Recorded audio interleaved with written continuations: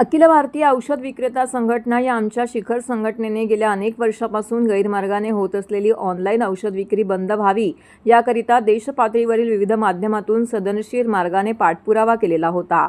बनावट औषधांची विक्री, डॉक्टरांच्या प्रिस्क्रिप्शनशिवाय अँटीबायोटिक गोळ्यांची विक्री तसेच नशा येणाऱ्या शेड्यूल्ड औषधांची सर्रास डॉक्टरांच्या प्रिस्क्रिप्शनशिवाय औषध विक्री तसेच भरमसाठ डिस्काउंटच्या नावाखाली संपूर्ण बनावट औषधांची विक्री होत आहे। त्यामुळे तरुण वर्गावरती व गरजू रुग्णांवरती अत्यंत त्याचा घातक परिणाम होतोय।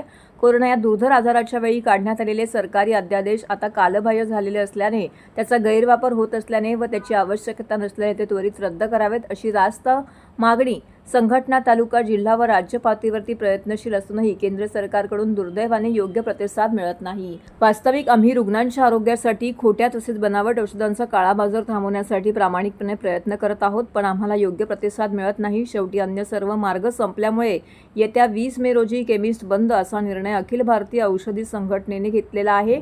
इमर्जन्सीमध्ये कुठल्याही रुग्णांची औषधाविना गैरसोय होणार नाही याची आम्ही पूर्णपणे काळजी घेणार आहोत, तशी सुविधाही उपलब्ध करून देणार आहोत असं यावेळी ऑल इंडिया केमिस्ट ड्रग असोसिएशनच्या वतीने सांगण्यात आलेलं आहे। तर 20 मे रोजी देशव्यापी बंद पुकारण्यात आला असून all India chemist and druggist association यांच्या वतीने हा बंद पुकारण्यात आला असून संपूर्ण भारतातील 15 लाखहून अधिक केमिस्ट यामध्ये सहभागी होणार आहेत। सदर पत्रकार परिषदेअंतर्गत या ठिकाणी जगन्नाथ तथा अप्पासाहेब शिंदे तसेच ठाणे केमिस्ट अँड ड्रगिस्ट असोसिएशनचे अध्यक्ष विलास जोशी, सचिव सुरेश भट, कोषाध्यक्ष रमेश चौधरी हे देखील यावेळी उपस्थित होते। All India organisation of chemist and druggist यांनी 20 मे 2026 रोजी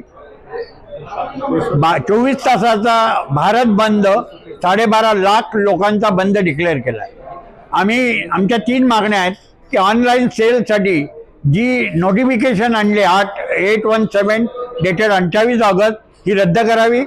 करोनाच्या काळामध्ये इमर्जन्सी औषधं देण्यासाठी आणलेली 220 GSR रद्द करावी आणि DPCOमध्ये आम्हाला 8 आणि 16 किंवा 10 आणि 20 मार्जिन मिळत असताना जे काही लोक त्याच्यापेक्षा जास्त डीप डिस्काउंट देतात तो बंद करावा अशी आमची मागणी आहे, किंवा आम्हाला DPCOतून काढून टाकावं जेणेकरून आम्ही जास्त मार्जिन मॅन्युफॅक्चरर्सना घेऊन जनतेला जादा डिस्काउंट देऊ। ह्या आमच्या मागण्यासाठी हा बंद आहे।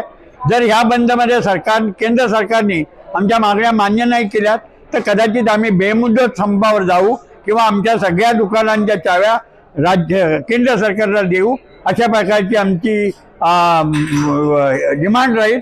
आणि ह्या इमर्जन्सीमध्ये ह्या बंदमध्ये सर्वसामान्य रुग्णांना कुठल्याही प्रकारचा त्रास होणार नाही, इमर्जन्सी औषधं आम्ही त्यांना देऊ अशा प्रकारचं आश्वासन आम्ही घेऊ, अशा प्रकारची व्यवस्था आम्ही देशभर केली आहे। नमस्कार, धन्यवाद।